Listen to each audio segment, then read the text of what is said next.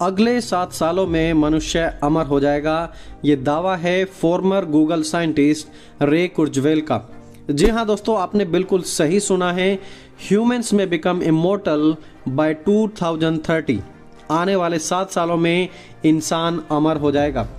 दोस्तों आपको बता दूं कि रेमंड कुर्जवेल, जिनकी उम्र अभी 75 साल की है, वो अमेरिका के एक लीडिंग कंप्यूटर साइंटिस्ट हैं, जिन्होंने ढेरों किताबें लिखी हैं, बहुत सारी चीज़ों की खोज की है, आविष्कार किया है, और साथ ही साथ वो टाइम टू टाइम भविष्य को लेकर लगातार भविष्यवाणियां करते आ रहे हैं। और इस बार उनकी भविष्यवाणी है कि सन 2030 तक मनुष्य इमोर्टल यानी कि अमर हो जाएगा। अब उनमें कोई भी मृत्यु नहीं रहेगी।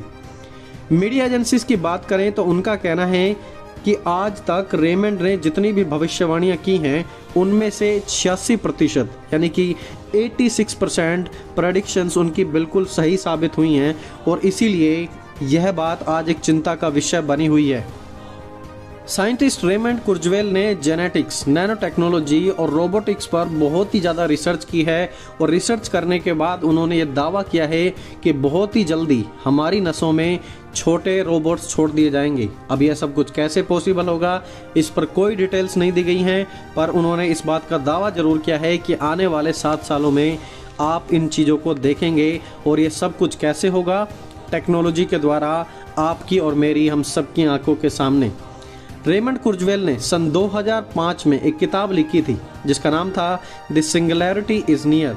और 2005 में भी उनका यही सेम दावा था कि सन 2030 में इंसान अमर हो जाएंगे।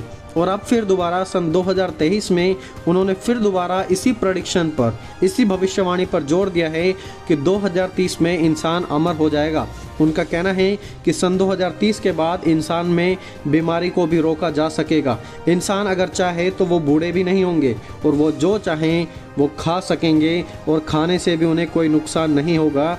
इंसान को क्या खाना है, क्या नहीं खाना, वो सब कुछ भी बैलेंस कर दिया जाएगा आने वाली टेक्नोलॉजी के द्वारा।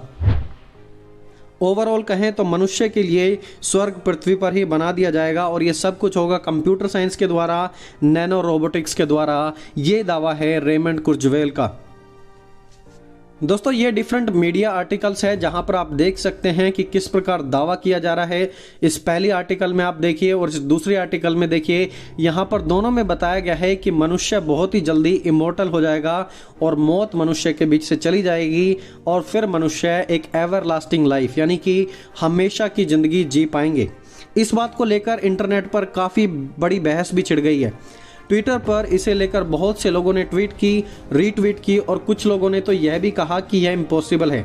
एक ट्विटर यूज़र ने लिखा, आज तक यानी कि सन 2023 तक कोई इंसान आज तक बाल झड़ने की रोकने की दवाई भी नहीं बना पाया है।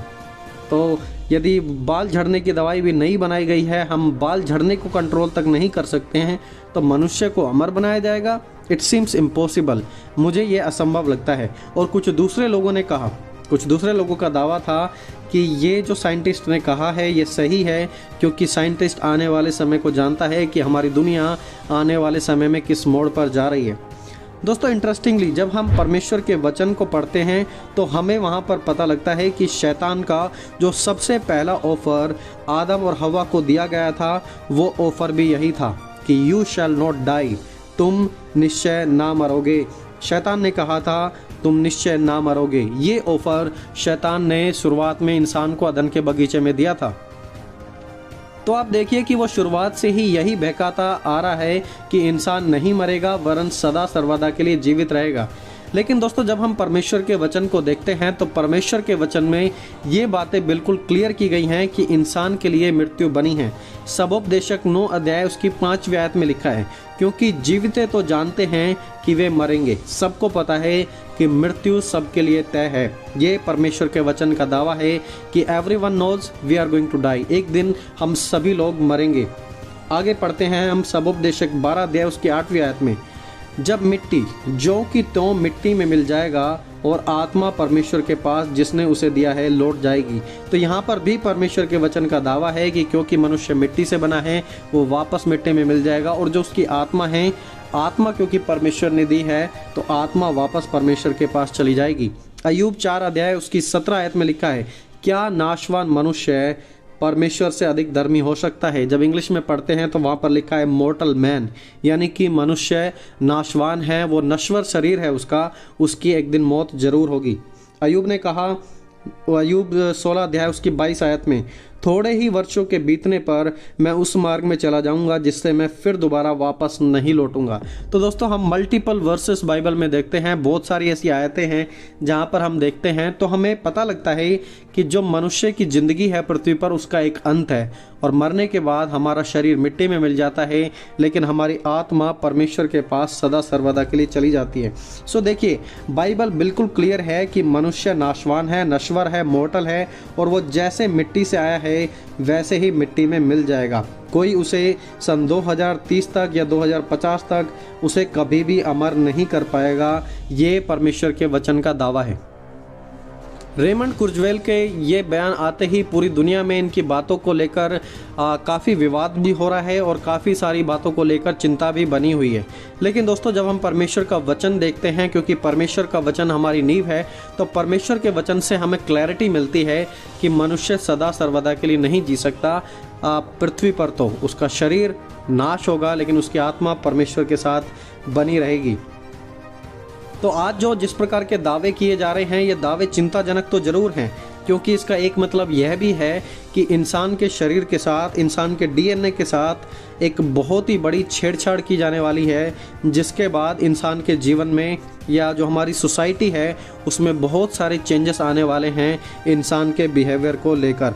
लेकिन दोस्तों आपको क्या लगता है इसके बारे में? क्या आपको लगता है कि मनुष्य कभी अमर हो पाएगा? क्या मनुष्य सभी बीमारियों को रोक पाएंगे?